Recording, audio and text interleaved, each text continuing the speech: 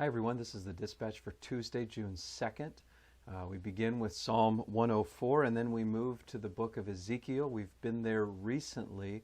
Ezekiel is a fascinating prophet. Over the course of this long prophetic book, the prophet himself sort of embodies the plight and the experience of Israel, the experience of going into exile and suffering, and the experience of coming out.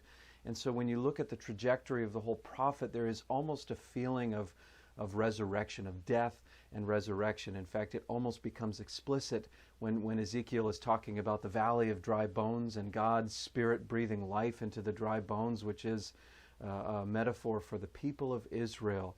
And so here in this particular passage, we are near the end of the prophet, and it's a profound word of hope for the people.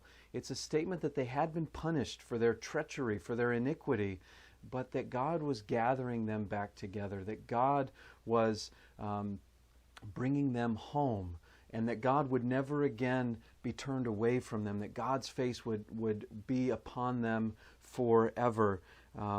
And then there's this really interesting line that God speaks. It says, "Through them," that is through the people of Israel, "I have displayed my holiness in the sight of the nations." Here is again a statement of the vocation of the people of God, that they have a particular purpose in the world, and that is to reveal God, to reveal God's holiness to the rest of the world, to be, as Jesus put it, a city on a hill.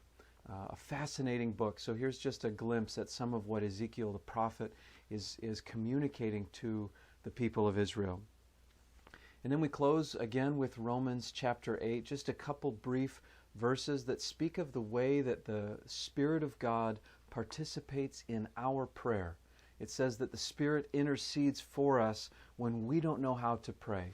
I think these words are especially meaningful for us in this moment, in the midst of a global pandemic in the United States, in the midst of turmoil and rioting and protesting, and so many things that feel beyond our control because they are beyond our control. And here is a statement reminding us still that we can go to God in prayer for our world, for our nation, for those who are in desperate need.